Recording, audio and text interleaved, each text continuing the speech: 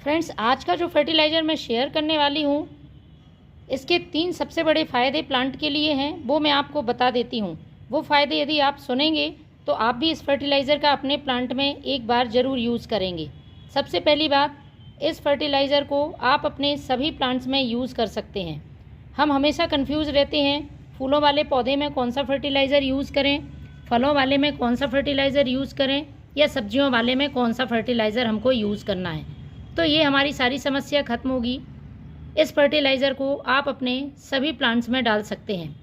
दूसरा इसका फ़ायदा है, ये फर्टिलाइज़र पौधों के लिए ज़रूरी पोषक तत्वों की पूर्ति करता है। कहने का मतलब है, एक ही फर्टिलाइज़र से आप अपने प्लांट को बहुत सारे पोषक तत्व उपलब्ध करा सकते हैं। एनपीके के साथ साथ कई माइक्रोन्यूट्रिएंट से भरपूर ये फर्टिलाइज़र है। तो इस फर्टिलाइज़र को बहुत ही आसानी से आप तैयार कर सकते हैं। एक ही चीज़ मैंने इसमें यूज़ की है और इसको अपने प्लांट पर बहुत ही आराम से यूज़ करते हैं। सही तरह से इस्तेमाल किया जाए तो किसी तरह का कोई साइड इफ़ेक्ट इस फर्टिलाइज़र का पौधे के लिए नहीं है। इससे जुड़ी कुछ सावधानी मैं बता देती हूँ। ये एक लिक्विड फर्टिलाइज़र है, इसलिए बहुत तेज़ धूप में आपको इसका यूज़ नहीं करना है। दूसरी ज़रूरी बात, प्लांट पर आपको इसका स्प्रे नहीं करना है, डायरेक्ट मिट्टी में डालना है। तीसरी सावधानी आपको रखनी है, पौधे की मिट्टी ड्राई होनी चाहिए।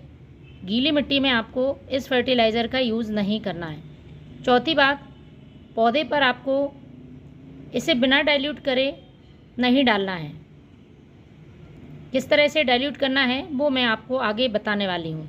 एक जैविक फर्टिलाइज़र है, पौधे में यदि ग्रोथ रुकी हुई है, फूल नहीं आ रहे हैं, आप इसको डालकर देखें। पौधे में बहुत तेज़ी से ग्रोथ होती है और अच्छी मात्रा में फल फूल आते हैं। एक बार फूल आकर फूल आना बंद हो गए हैं तो प्लांट में दोबारा से फूल खिलने लगते हैं। आप इसे अपने सर्दियों वाले पौधे में भी डालते हैं तो पौधे जल्दी फूल देना शुरू कर देंगे। गुलाब, गुड़हल, मोगरा, अपराजिता जैसे प्लांट में फूलों की संख्या बहुत कम है या फूल बहुत छोटे आकार में आता है तो आप इस फर्टिलाइज़र को डालकर देखें। पौधे में पूरे आकार के फूल गिरते हैं, पौधे में पूरे आकार के फूल गिरेंगे, पौधे में अच्छे आकार के फूल खिलने लगेंगे।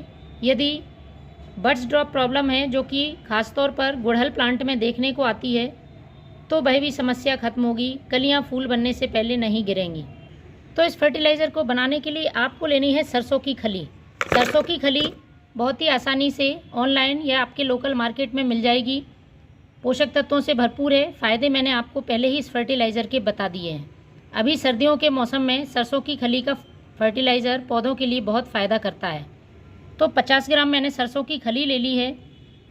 इसमें आपको डाल देना है 1 लीटर पानी। फ्रेंड्स, आप अपने पौधों की संख्या के हिसाब से इस फर्टिलाइज़र को कम ज़्यादा बना सकते हैं। यही फर्टिलाइज़र आगे डाइल्यूट करेंगे तो बहुत ज़्यादा मात्रा में बन जाएगा और बहुत सारे पौधों के लिए पर्याप्त होगा। इसको हमें अच्छी तरह से फर्मेंट करना है। कच्चा फर्टिलाइज़र प्लांट पर यूज़ नहीं करना है।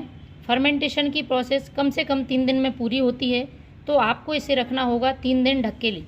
रोज़ आपको एक बार इसे अच्छी तरह से चला देना है। 3 दिन बाद इसका यूज़ करना है। तो फ्रेंड्स, 3 दिन पहले मैंने ये फर्टिलाइज़र बनने के लिए रखा था। कुछ इस तरह से ये बनकर तैयार होगा। अब इसको हमें डाइल्यूट करना है, तो पहले हम अच्छी तरह से इसे मिक्स करते हैं और जितना फर्टिलाइज़र आप यूज़ करना चाह रहे हैं उतना ही आप डाइल्यूट करें।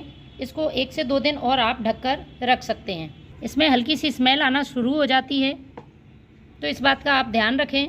ज़्यादा दिन तक रखेंगे तो बहुत ज़्यादा स्मेल आने लगेगी।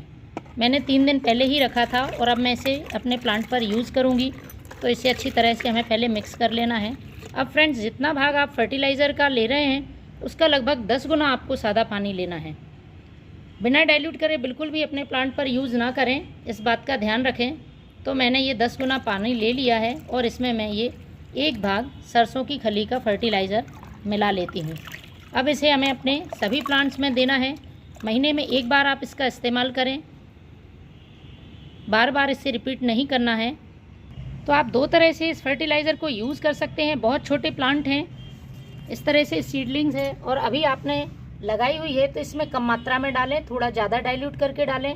बड़े पौधे हैं तो आप ज़्यादा मात्रा में यूज़ कर सकते हैं। ड्रेनेज होल से बाहर नहीं निकलना चाहिए, इस बात का ध्यान रखें।